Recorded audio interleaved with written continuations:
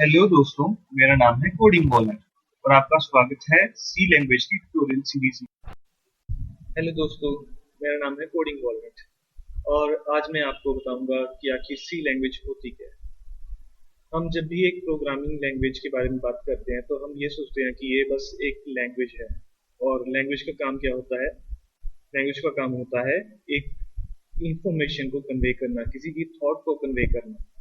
जब हम अपने लिए लैंग्वेज यूज करते हैं तो हम उस यूजुअली अपनी बातें बताते हैं एक दूसरे को, हम इंफॉर्मेशन शेयर करते हैं। इसी तरह से जो कंप्यूटर्स के लिए लैंग्वेज होती है, जो हम कंप्यूटर से बात करते हैं, जब हम कंप्यूटर्स को कोई इंस्ट्रक्शन देते हैं तो हम प्रोग्रामिंग लैंग्वेजेस का यूज करते हैं। उनको प्रोग्रामिंग लैंग्वेजेस इसीलिए कहा जाता है क्योंकि हम उनके थ्रू प्रोग्राम बना सकते हैं। अब ये जो मैंने टूल खोला हुआ है इसको कहते हैं वीएस कोड। इसमें हम किसी भी तरह का कोड लिख सकते हैं, मतलब कि एक टेक्स्ट डॉक्यूमेंट बना सकते हैं। अब जब हम जो कोई प्रोग्राम लिखेंगे वो सिर्फ टेक्स्ट फॉर्म में होगा। उसको कन्वर्ट करने के लिए एक कंपाइलर चाहिए होता है। कंपाइलर जो होता है वो एक प्रोग्राम होता है, एक सॉफ्टवेयर होता है जो कि हमारी उस प्रोग्रामिंग लैंग्वेज को, जो हमारे लैंग्वेज का कोड होता है, उसको कन्वर्ट कर देता है एक सॉफ्टवेयर के अंदर, जिसको हम रन कर सकते हैं हमारी मशीन के अंदर। तो चलो दोस्तों, हम एक पहले यहाँ पे हम एक फोल्डर ओपन करते हैं। मैंने ऑलरेडी फोल्डर बनाए हुए हैं और अभी मैं आपको बताऊंगा सी लैंग्वेज के प्रोग्राम के बेसिक्स के बारे में।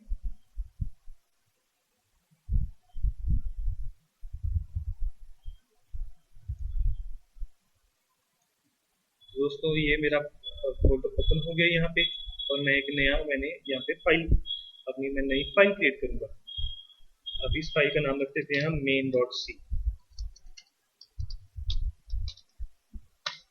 हम main.c की जरूरी नहीं कि main.c ही नाम रखना है, हम कोई भी नाम रख सकते हैं, लेकिन ज्यादातर ये यही प्रेफर होता है।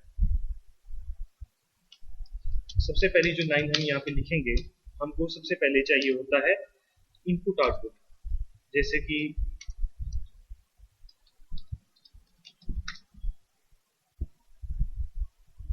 अब दोस्तों, जो ये लाइन है इसका नाम है हैश इंक्लूड stdio.h।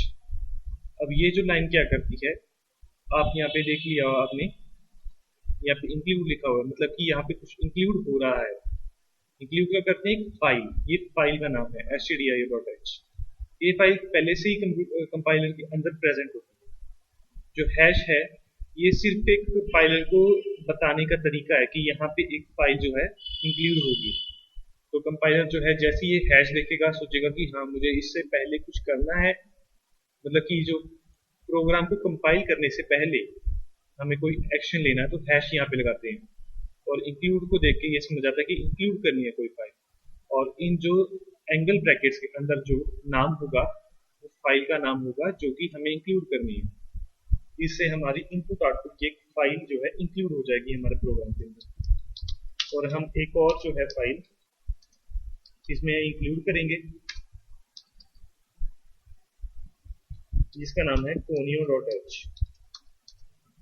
अब ये फाइल क्या करती है, ये ज्यादातर हम इसके फंक्शंस यूज नहीं करते। इसका जो एक मेन फंक्शन हम यूज करते हैं वो होता है क्लियर स्क्रीन और get C H. Clear screen जो है वो टर्बो सी प्लस इस तरह के कंपाइलर्स जो जो कि बहुत ज्यादा पुराने हैं उनमें यूज होती है, और जो नए कंपाइलर्स हैं उनमें क्लियर स्क्रीन ये नहीं यूज होती। हम इनके अंदर सिर्फ गेट सी एच हम इनके अंदर सिर्फ गेट सी एच यूज करते हैं। तो अब मैं इंट में लिख रहा है। अब ये एक फंक्शन है। फंक्शन एक जो है इंग्लिश में वर्ड है जिसका मतलब होता है फंक्शनैलिटी, यानी कि हम कोई काम कराते हैं, किसी भी तरह का फंक्शन। जैसे कि मान लो ये एक बटन है, इसका फंक्शन क्या होगा? सर्च करना। तो हर एक चीज का एक फंक्शन होता है। इस तरह से हम हर एक चीज को फंक्शन बना सकते हैं, हम हर एक चीज के लिए।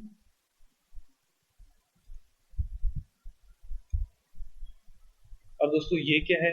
ये एक फंक्शन है। अब फंक्शन क्या होता है? फंक्शन का मतलब होता है कि किसी तरीके का काम, कोई भी तरह का एक्शन जो करता है उसको हम फंक्शन कहते हैं, या फिर कहते हैं हम जिस चीज का हम यूज करते हैं। इस कोई भी यूजेबल चीज हो, कोई भी फंक्शनल होती है। ये जो है काफी सिनोनिमल वर्ड्स है, लेकिन आप याद रखना कि हम कोई भी काम कराने के लिए एक फंक्शन का यूज करते हैं। अब जो सी प्रोग्रामिंग लैंग्वेज में एक फंक्शन क्या होता है, एक ब्लॉक ऑफ कोड होता है।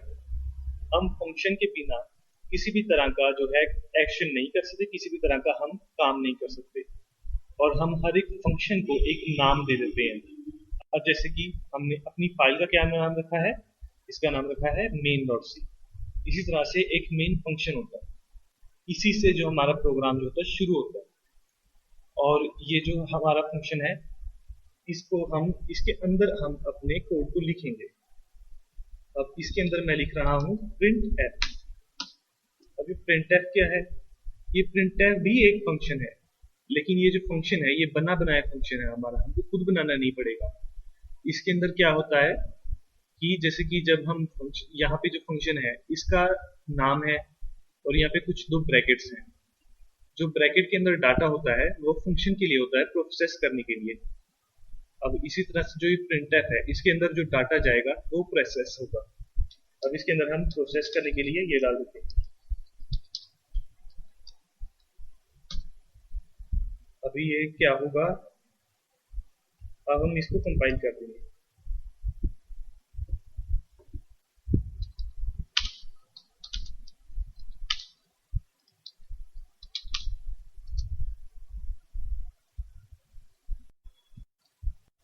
अब हम इस प्रोग्राम को रन करेंगे। अब ये जो आप यहाँ पे देख रहे हैं, मैंने यहाँ पे इसको रन करने के लिए इसके आगे डॉट लगाया है।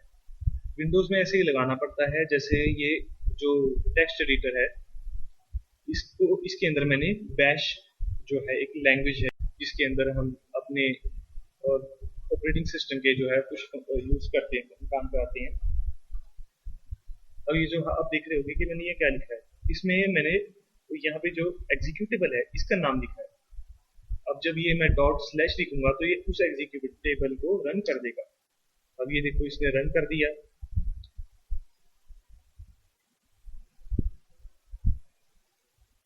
अब ये देखो इसने रन कर दिया।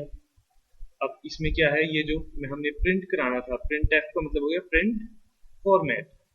ये इस फॉर्मेट में इसको प्रिंट कर देगा, हेलो वर्ल्ड, और ये यहीं प्रिंट हो गया।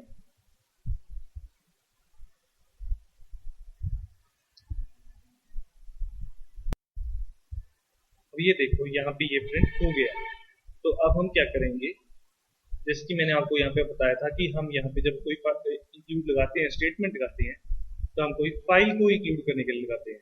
जो हमने ये stdio.h है, हमने इस फाइल को इंक्लूड किया printf फंक्शन के लिए। printf क्या करता है, प्रिंट करता है किसी भी चीज को। हम यहाँ पे एक स्ट्रिंग डाल दिया, ये इसको स्ट्रिंग कहते हैं। अब ये जो यहाँ पे आप देख रहे हो ये कोड, इसको हम कहते हैं double quote,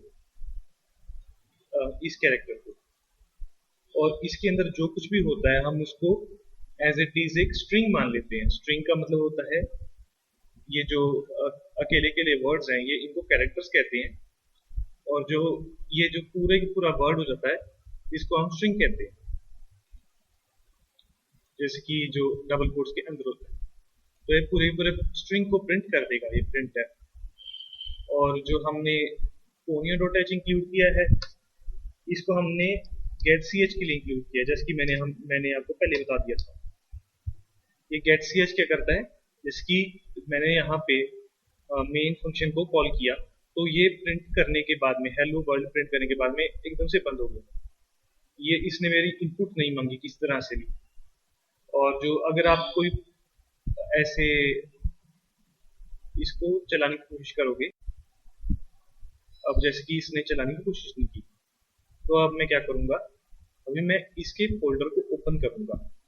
reveal in folder पे जाके यहाँ पे पता लग जाता है कि यहाँ पे ये हमारी फाइल है, ये हमने जो फाइल बनाई थी, और ये जो एग्जीक्यूटेबल कंपाइल करने के बाद बनी है। अब इस पे मैं डबल क्लिक करता हूँ तो क्या होता है, एक फ्लैश सा आया और एकदम से वो बंद हो गया। इसका रीजन ये है कि टर्मिनल में तो जो इसकी आउटपुट है वो यहाँ पे रह गई, स्टोर रह गई। हम यहाँ पे एक आउटपुट देखी जाती है और हमको पता लग गया।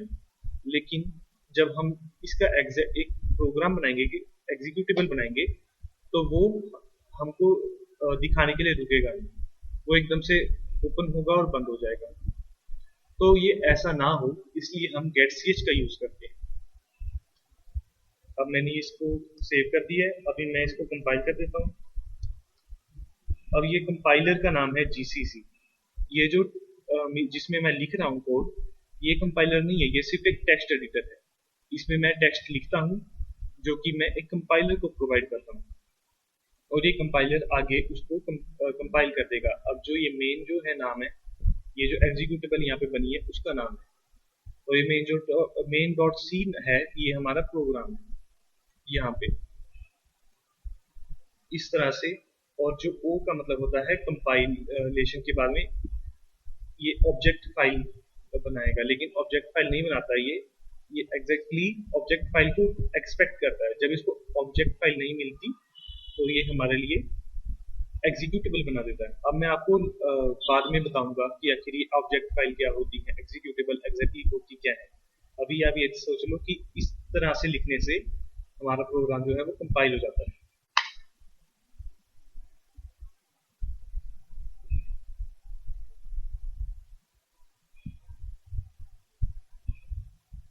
अब ये प्रोग्राम हमारा कंपाइल हो गया। अब मैं इस प्रोग्राम को रन करने वाला हूँ।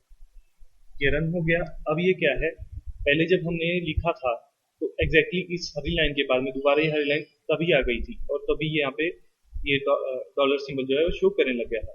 लेकिन अब क्या हो रहा है, अभी इसके बाद में रुका हुआ है। इसके लिए रुका हुआ है, ये मेरी इनपुट के लिए रुका हुआ है कि मैं इसको बंद करूंगा तब ये बंद होगा।